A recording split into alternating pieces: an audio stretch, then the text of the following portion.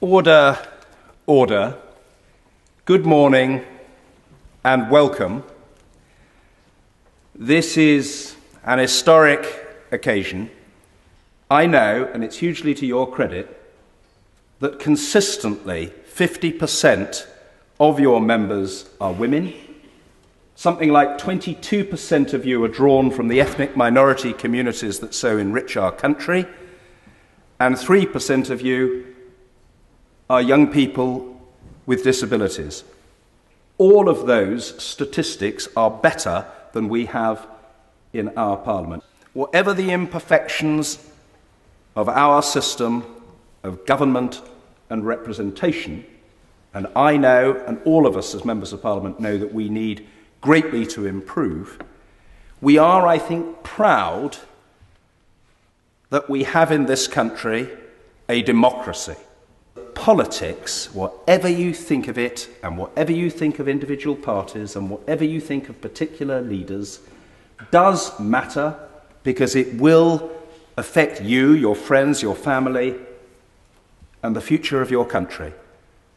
The sort of economy we have, the quality of education that we enjoy, the scale of health service provision that we can offer, the state of our transport infrastructure, the effectiveness of our fight against crime, the means that we adopt to protect and nurture our environment, the state of our relations with other countries, and what we do to help the poorest and most destitute people on the face of the planet, all depend on the decisions we make, the laws that we pass, and the money that we spend. And that's why politics matters. I personally am thrilled to welcome you here today. I look forward to the proceedings getting underway. The Youth Parliament will consider the first motion of the day relating to university education. At the moment, the tuition fee system benefits either the extremely rich or the poor. Last year, in a UKYP survey, 1 in 3 students who wanted to go to university could not do because they did not have the required funds to do so.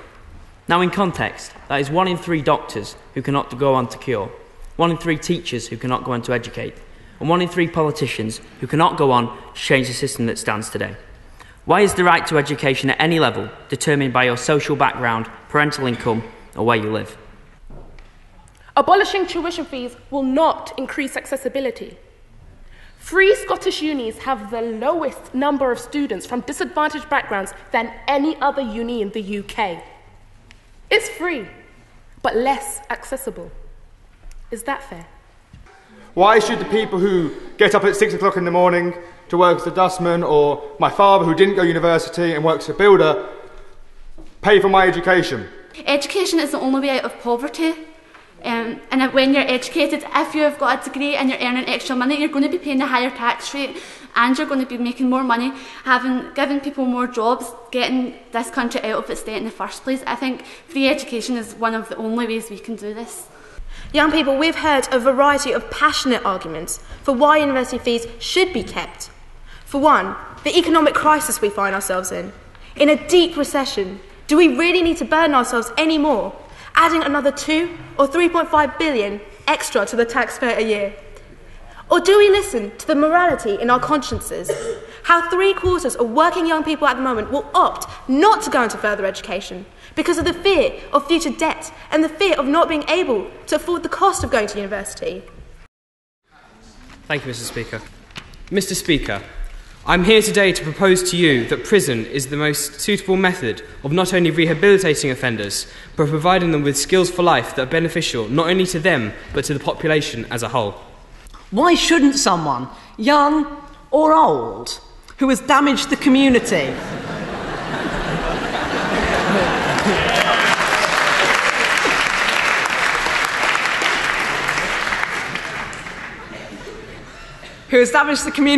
pay for what they did by working to improve it? It is important that vulnerable young people who have made a mistake are not isolated from society and support, but instead receive the help they need, as well as the punishment they deserve. Members of the Youth Parliament, I'm a little bit confused on why we're here promoting that young people commit crimes. Surely we're meant to be here promoting a good image of young people, that the media is portraying us as yobs. We're here today to promote young people as good citizens, and that's the way I feel that we should be treated. How can we deny anybody a second chance? These young people who are exploited because of their backgrounds and circumstances, they're not criminals. They're just troubled people that need help and need assistance so they can be rehabilitated back into the community and become the law-abiding citizens that we are. Firstly, I'd like to say that I don't think we should be discussing prison or community service. The question we should be asking is, why are young people doing this in the first place? Why are they robbing people on the streets? Why are they doing whatever they're doing and going to prison or getting community service? It shouldn't be whether they should be put in prison or community service. Not only does restorative justice help young offenders to move on with their lives after sentencing and vastly cut government spending, it also gives something back to those who have suffered at the hands of youth crime. The statement is, free transport for over 60s, but not for young people. Should the over 60s have the right to free transport when young people in full-time education, with limited resources and access to paid employment, struggle to secure concessionary fares? How can we justify taking money away from the health services and the forces just so that we can get around for free? I come from the Scottish borders, an area which is very rural, and young people rely on public transport heavily to get from A to B and B to C.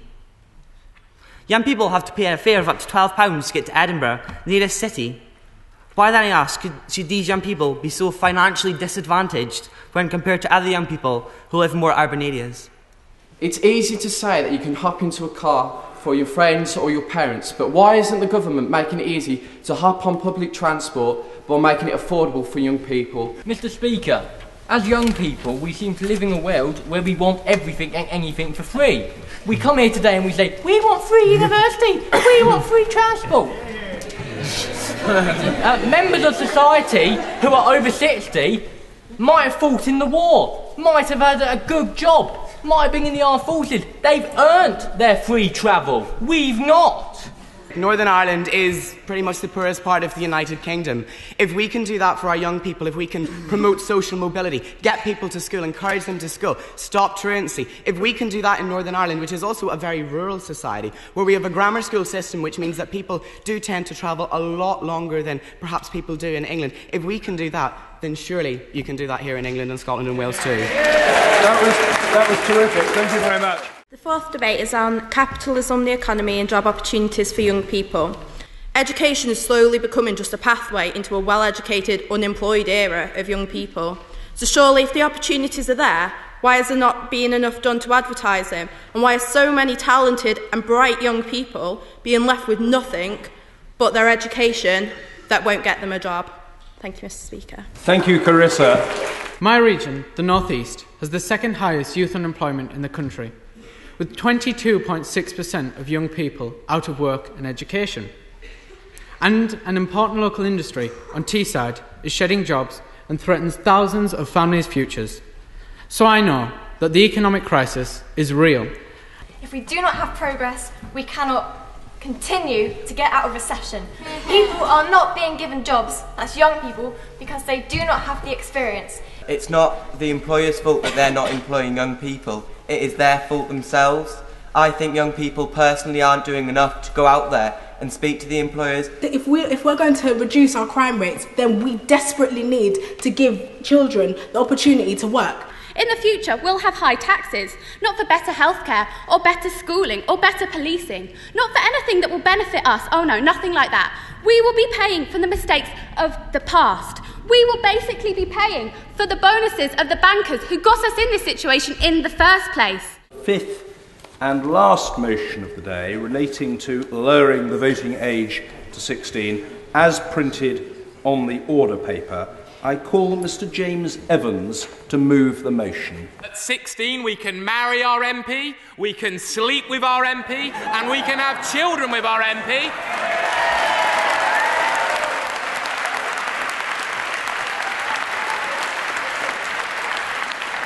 We can sign up in preparation to fight for and then potentially die for our MP. And suddenly, we're not mature enough to vote for them.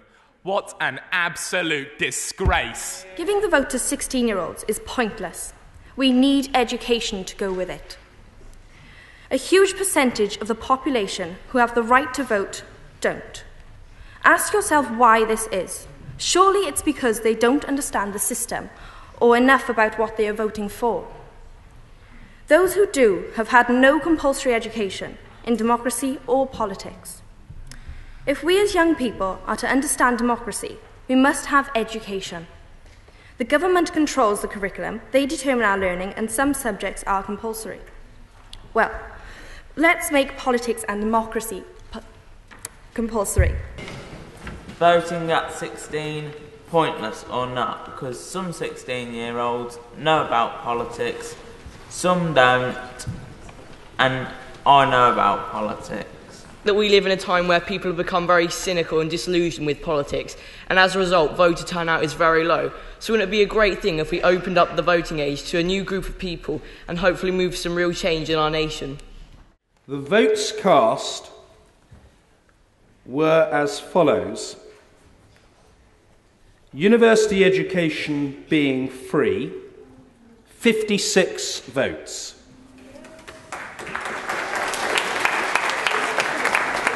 Youth crime and how to tackle it, 34 votes. Free transport for over 60s but not for young people, 54 votes. Job opportunities for young people, 62 votes. Lowering the voting age to 16, 107.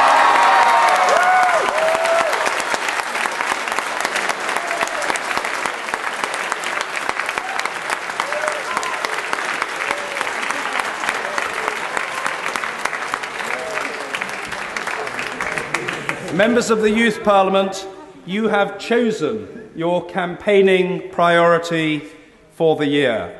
Thank you. That is the end of our proceedings. Order. Order.